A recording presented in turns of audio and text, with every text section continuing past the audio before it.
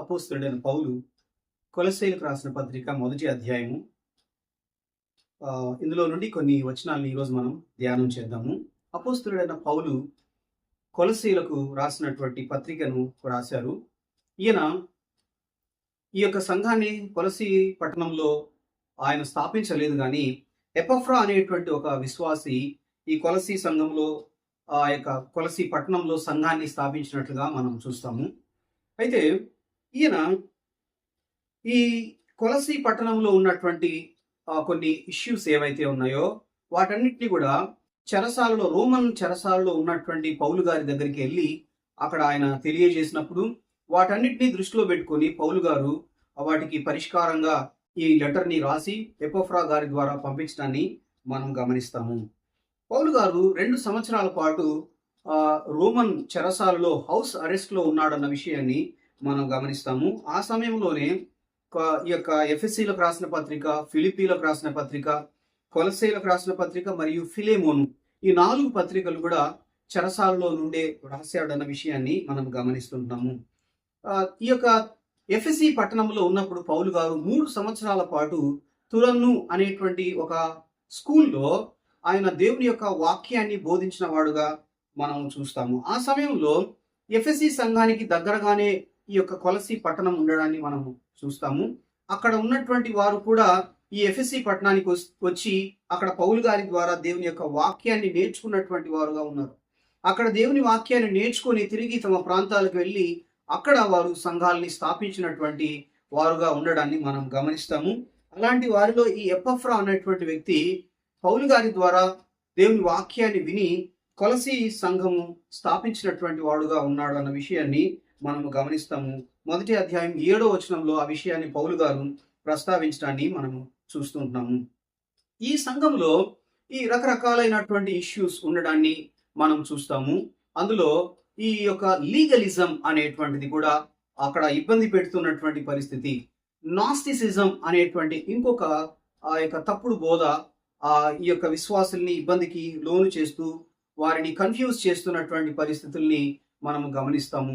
ఇలాంటి పరిస్థితుల్లో ఇక్కడ ఉన్నటువంటి ప్రాబ్లమ్స్ అన్ని కూడా ఎపఫ్రా పౌలు గారికి తెలియజేసినప్పుడు ఆయన వాటన్నిటిని ప్రస్తావిస్తూ ఈ యొక్క ఉత్తరాన్ని రాసినట్లుగా మనం గమనిస్తుంటున్నాము. అంటే వీళ్ళు చెప్పేటువంటిది ఏంటంటే యేసు ప్రభువారి యందు విశ్వాసం ఉంచినంత మాత్రాన సరిపోదు, దాంతోపాటు మీరు ఇవి చేయాలి అవి చేయాలి, లేదా ధర్మశాస్త్ర సంబంధమైనటువంటి విషయాలకి మీరు లోబడి జీవించాలి, మీరు సున్నతి ఆచారాన్ని మీరు అవలంబించేటువంటి వారుగా ఉండాలి, అప్పుడు మాత్రమే మీరు రక్షణ పొందుతారు అని వారు బోధిస్తూ ప్రజల్ని తప్పుదోవ పట్టిస్తున్నటువంటి పరిస్థితి మనము గమనిస్తున్నాము. అట్లే నాస్టిసిజం అనేటువంటి ఇంకొక గుంపు, వాళ్ళు కూడా ఈ సంఘస్థుల్ని వాళ్ళు తప్పుదోవ పట్టిస్తూ ఉన్నటువంటి వారుగా ఉన్నారు. ఈ నాస్టిసిజం అనేటువంటిది ఏంటంటే వారు తమను తాము చాలా జ్ఞానవంతులుగా ప్రొజెక్ట్ చేసుకునేటువంటి వారుగా, దేవుని గురించి వాళ్ళకి చాలా విషయాలు తెలుసు అనేటువంటి భావనలో వారు ఉండడాన్ని కూడా మనం గమనిస్తాం. అంటే వాళ్ళు చెప్పేటువంటిది ఏంటంటే ఈ లోకం అంతా కూడా దుష్టత్వంతో నిండి ఉన్నటువంటిది, కాబట్టి ఈ అత్యున్నతుడైనటువంటి పరిశుద్ధుడైనటువంటి దేవుడు ఈ సృష్టిని కలగజేయడానికి అవకాశం లేదు, ఈ రకమైనటువంటి భావన వాళ్ళు కలిగి ప్రజల్ని తప్పుదోవ పట్టిస్తున్నారు. అంటే దేవునిలో నుండి ఒక ఎమినేషన్ అనేటువంటిది, దేవునిలో నుండి ఒక ప్రభావము వెళ్ళి ఈ సృష్టిని కలుగజేసిందే తప్ప దేవుడు ఈ సృష్టిని కలుగజేయలేదు, ఈ రకాలైనటువంటి కొన్ని విషయాల్ని చెబుతూ ప్రజల్ని ఇబ్బందులకి లోను చేస్తున్నటువంటి వారుగా ఉన్నటువంటి ఆ పరిస్థితుల్లో పౌలు గారు ఈ యొక్క లెటర్ని కొలస్సీ సంఘంలో ఉన్నటువంటి విశ్వాసులకి రాస్తూ ఉన్నట్లుగా మనం గమనిస్తుంటున్నాము. దాదాపు 60-62 AD ఆ ప్రాంతంలో పౌలు గారు ఈ లెటర్ని రాసినట్లుగా మనం గమనిస్తాము. మొదటి అధ్యాయం మొదటి 2 వచనాలు మనం గమనిస్తే, కొలస్సీలో ఉన్న పరిశుద్ధులకు అనగా క్రీస్తునందు విశ్వాసులైన సహోదరులకు దేవుని చిత్తం వలన క్రీస్తు యేసు అపోస్తులుడైన పౌలును సహోదరుడైన తిమోతిను శుభమని చెప్పి వ్రాయినది. మన తండ్రి అయిన దేవుని నుండి కృపయు సమాధానమును మీకు కలుగునుగాక. కొలస్సీలో ఉన్నటువంటి ఆ యొక్క పట్టణములో ఉన్న సంఘమునకు పౌలు గారు ఈ లెటర్ రాస్తున్నట్లుగా మనం గమనిస్తాము. పౌలు గారితో పాటు తిమోతి కూడా ఆయన ఉన్నట్లుగా ఇక్కడ ఆయన ప్రస్తావిస్తున్నాడని మనం గమనిస్తాం. అంటే రోమన్ ఆ యొక్క అండర్లో హౌస్ అరెస్ట్ లో ఉన్నటువంటి పౌలు గారితో పాటు తిమోతి కూడా అక్కడ ఉండి ఆయనకి సహాయం చేస్తూ సహకారిగా ఉన్నటువంటి పరిస్థితిని మనం గమనిస్తాం. దేవుని చిత్తం వలన క్రీస్తు యేసు అపోస్తులుడైన పౌలు. దాదాపు పౌలు గారు రాసిన పత్రికలు అన్నింటిలో కూడా తాను దేవుని చేత ఏ విధంగా ఏర్పాటు చేయబడి సువార్త ప్రకటన కొరకు పంపబడిన వాడుగా ఉన్నాడో ఆ విషయాలు ఆయన తెలియజేసినట్లుగా మనం చూస్తాం. పౌలు గారు సంఘాల్ని హింసించేటువంటి వాడుగా ఉన్నటువంటి పరిస్థితుల్లో దమస్కు ఆ యొక్క ప్రాంతంలో దేవుడు ఆయనని దర్శించి ఆయనకు తనను తాను బయలుపరుచుకొని దేవుడు తనని తన ప్రత్యేకంగా పరిచర్య కొరకు ఏర్పాటు చేసుకున్నటువంటి పరిస్థితిని మనం గమనిస్తాము. అదే విషయాన్ని పౌలు గారు ఇక్కడ జ్ఞాపకం చేస్తుండడాన్ని మనం చూస్తుంటున్నాము. మన తండ్రి అయిన దేవుని నుండి కృపయు సమాధానమును మీకు కలుగునుగాక. ఈ యొక్క శాల్యుటేషన్ ని దాదాపు అన్ని లెటర్స్ లో కూడా పౌలు గారు వాళ్ళకి గ్రీటింగ్స్ తెలియజేస్తూ ఈ మాటలు తెలియజేస్తున్నట్లుగా మనం గమనిస్తాం. కృపయు సమాధానమును అనే మాట ఆయన పదే పదే వాడడాన్ని మనం గమనిస్తాం. దేవుని యొక్క కృప ద్వారా మనము సమాధానాన్ని అనుభవించడానికి అవకాశం ఉంటుంది.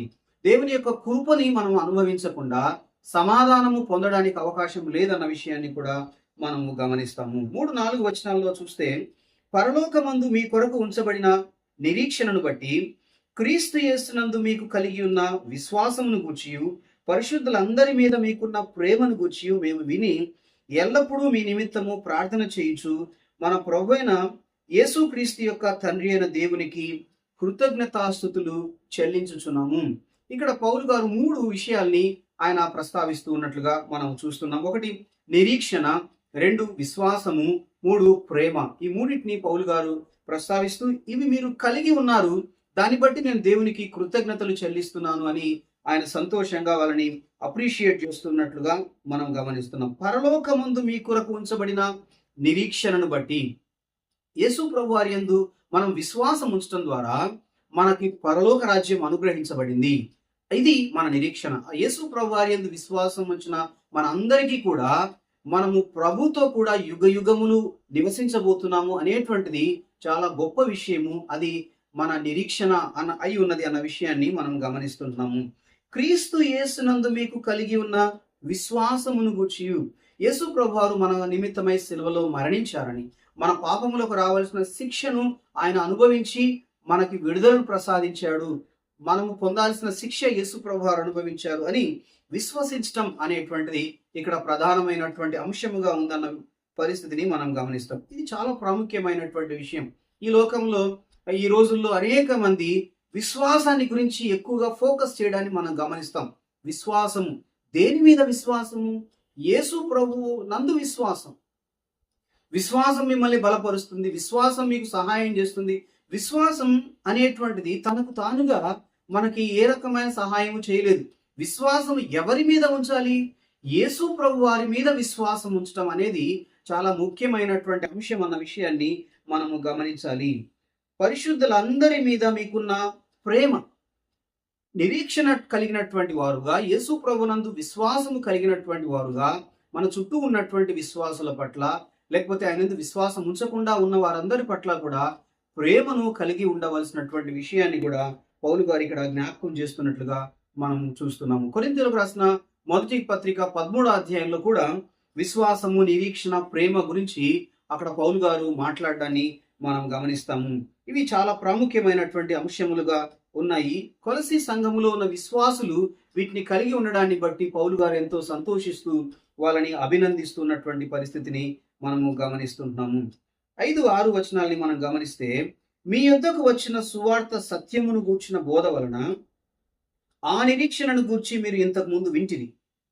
ఈ సువార్త సర్వలోకములో ఫలించుచు వ్యాపించుచున్నట్టుగా మీరు దేవుని గూర్చి విని సత్యముగా గ్రహించిన నాట నుండి మీలో సైతము ఫలించుచు వ్యాపించుచున్నది.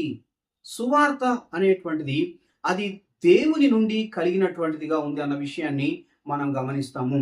సువార్త మనుషుల యొక్క జీవితాల్లో అది కార్యము చేసేటువంటిదిగా, అది ప్రభువును విశ్వసించడం కొరకైన ప్రేరేపణ కలగజేసేటువంటిదిగా ఉంది అన్న మాట మనం గమనిస్తాం. దేవుని యొక్క వాక్యము అది మారనటువంటిది. సువార్త ప్రకటించబడినప్పుడు ఎపఫ్రా గారి ద్వారా సువార్త విన్నటువంటి కొలసీ పట్టణంలోని విశ్వాసులు వారు ఆ యొక్క మాటలు విని దేవుని యొక్క వాక్యాన్ని విన్నటువంటి వారుగా ఉన్నారు. విన్నటువంటి ఆ వాక్యానికి వారు లోబడి యేసు ప్రభు వారి యందు వారు విశ్వాసం ఉంచారు.